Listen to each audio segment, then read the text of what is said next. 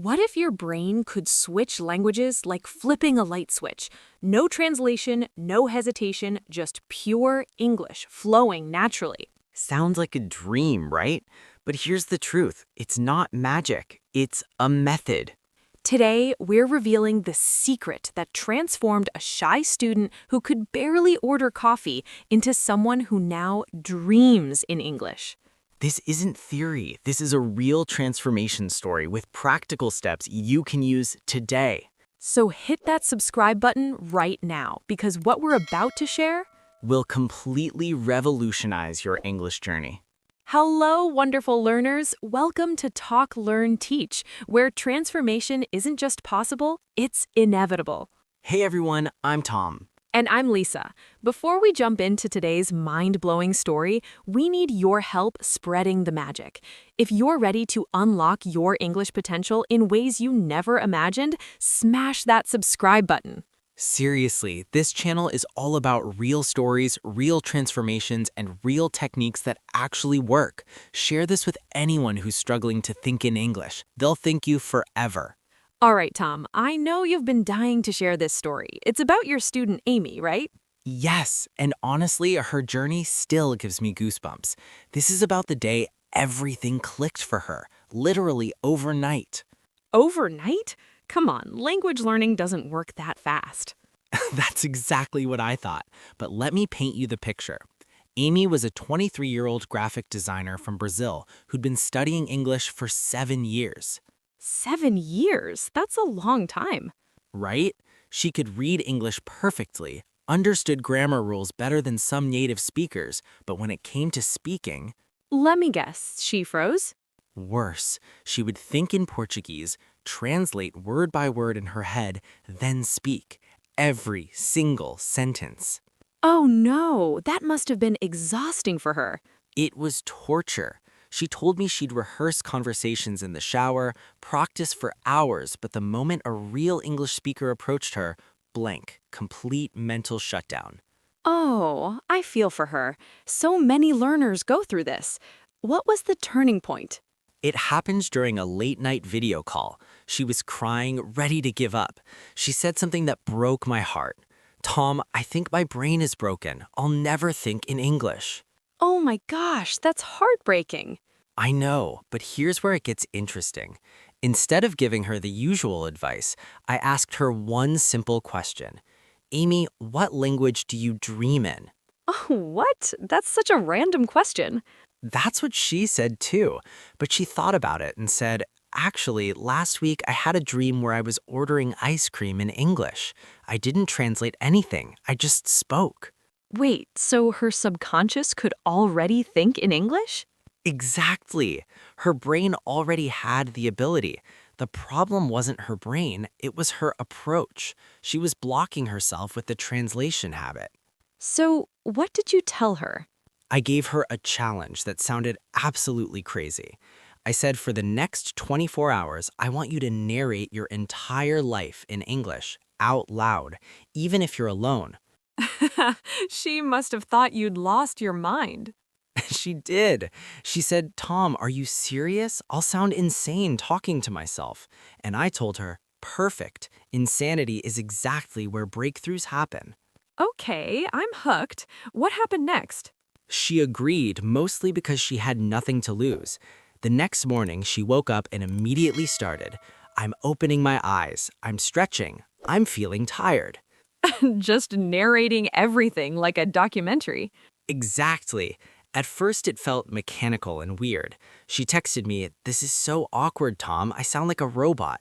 I can only imagine. But here's the magic. By hour 3, something shifted.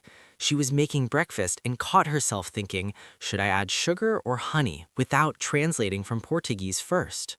Wait, just like that? Just like that. She was so shocked she dropped her spoon. She stood there in her kitchen, frozen, because for the first time in 7 years, an English thought appeared naturally. Oh, wow, that must have been such an emotional moment for her. She called me crying, happy tears this time. She kept saying, "It happened, Tom, it actually happened."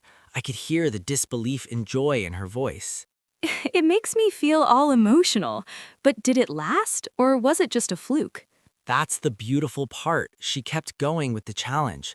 By hour 12, she was having full internal conversations in English. By hour 24, she told me her brain felt different, like a switch had flipped. That's incredible. But Tom, what's the science behind this? Why did it work? Great question. See, our brains are pattern recognition machines. When Amy kept forcing English output, even for mundane things like I'm walking to the kitchen, her brain started creating direct English pathways. So instead of the thought going Portuguese to translation to English, it just went straight to English. Precisely. She was rewiring her neural pathways. The translation step wasn't helping her. It was a crutch that slowed everything down. This is fascinating, but I'm sure some listeners are thinking, that's great for Amy, but will it work for me? Absolutely it will. Because here's the thing. Amy wasn't special. She wasn't gifted. She was just willing to feel uncomfortable for 24 hours. And discomfort is where growth lives. Exactly. After that breakthrough day, Amy continued the challenge, but she evolved it into something even more powerful. Ooh, tell me more. She started creating what she called English moments. These were specific times during her day where only English existed in her world. What do you mean by English moments? Well, for example, her morning coffee ritual became an English moment. From the moment she entered the kitchen until she finished her coffee, she'd narrate, think, and even sing in English. She sang too? I love it. Yes, she'd make up silly songs about making coffee, like I'm pouring water in the kettle, watching bubbles as they settle. Completely ridiculous, but so effective. That's adorable and genius at the same time. You know what I love about this? It's not about grammar drills or vocabulary lists. It's about actually living in the language. Yes, and that's what so many learners miss. They think studying harder is the answer, but sometimes you need to study differently. So, what other techniques did Amy develop after that initial breakthrough? Oh, she got creative. One of my favorites was her emotion dictionary. Emotion dictionary? What's that? Instead of translating words, she associated English words directly with feelings and images. For example, the word cozy made her think of a warm blanket and hot chocolate, not the Portuguese translation. Oh, so she was building direct associations instead of going through translation. Exactly. She'd see a sunset and think breathtaking, while feeling the awe, not thinking of the Portuguese word for beautiful first. That's so smart. It's like she was thinking in concepts rather than words. Precisely. And you know what happened 3 months later? Tell me. She got invited to present her design portfolio to a company in New York. The entire presentation was in English, 30 minutes of speaking to a room full of native speakers. Oh no, how did she do? She crushed it. No hesitation, no translation, just pure natural English flowing from her thoughts. Yes, that's what I'm talking about. But here's my favorite part. After the presentation, one of the executives asked her, "How long have you lived in an English-speaking country?" No way. Yes, and when she said, "I've never lived in one," they were shocked. They assumed English was practically her first language based on how naturally she spoke. Oh my gosh, that must have been such a validating moment for her. She texted me right after with about 1,000,000 exclamation marks. She said, "Tom, remember when I thought my brain was broken? Today I proved it's not just working, it's thriving." Oh, I love full circle moments like this, from tears of frustration to tears of triumph. And the best part, she now teaches other Brazilian designers how to think in English using her techniques. She's paying it forward. That's beautiful. Okay, so for everyone listening who wants Amy's transformation, what are the practical steps? All right, let's break it down.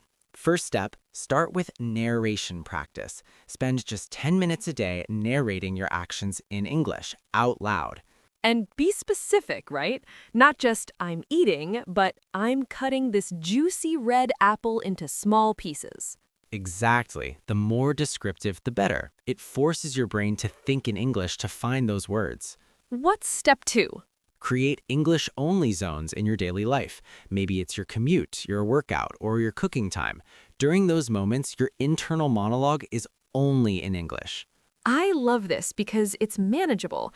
You're not trying to think in English 24/7 from day one. You're building the habit gradually. Exactly.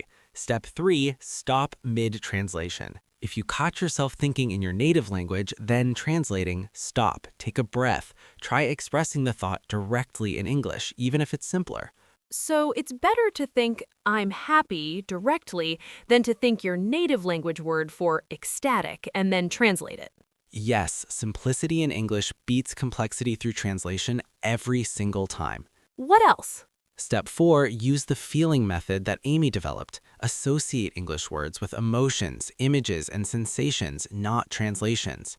So if you learn the word nervous, don't translate it. Instead, remember how your stomach feels when you're anxious. Perfect example. And finally, step 5, give yourself permission to think messily in English. Messily? Yes, your thoughts in your native language aren't always grammatically perfect, right? They're fragmented, they jump around. Allow the same messiness in English. Oh, that's such a relief. We put so much pressure on ourselves to think in perfect sentences. Exactly. Amy said her breakthrough came when she stopped judging her English thoughts and just let them flow, mistakes and all. You know what strikes me about this whole story? It's not really about English at all. It's about courage and self-belief. Absolutely. Amy's biggest obstacle wasn't vocabulary or grammar, it was the belief she couldn't do it. And one 24-hour challenge shattered that belief forever. Which proves that sometimes the biggest transformations come from the smallest commitments. Just 24 hours of discomfort changed 7 years of struggle. That's the message I want everyone listening to understand. You're closer to your breakthrough than you think. Your brain already has everything it needs. You just need to give it permission to work differently. So if you're listening right now, feeling frustrated with your English, remember Amy in her kitchen, dropping that spoon because she couldn't believe an English thought appeared naturally. That moment is waiting for you too. It's not a question of if, it's a question of when. And we're here at Talk, Learn, Teach to walk this journey with you, celebrating every small victory along the way. Every stumble, every breakthrough, every moment of doubt, and every triumph, we're in this together. Now, we want to hear from you. Have you ever had a moment where English just clicked? Or are you still waiting for your breakthrough? Drop your stories in the comments. Tell us what's holding you back or helping you move forward. This community is built on shared experiences. And if Amy's story inspired you, if you felt even a tiny spark of "I can do this too," please subscribe to Talk, Learn, Teach right now. Hit that subscribe button, ring the notification bell, and share this with someone who needs to hear that their breakthrough is coming. Because here's the truth. Transformation isn't reserved for the talented or the lucky. It's available to anyone willing to try something different. Your English-thinking brain is already there, just waiting for you to activate it.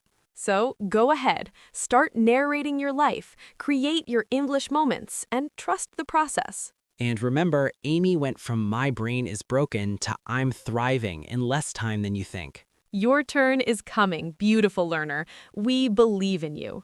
Keep talking, keep learning, keep teaching. Until next time. May your thoughts flow as freely in English as they do in your dreams.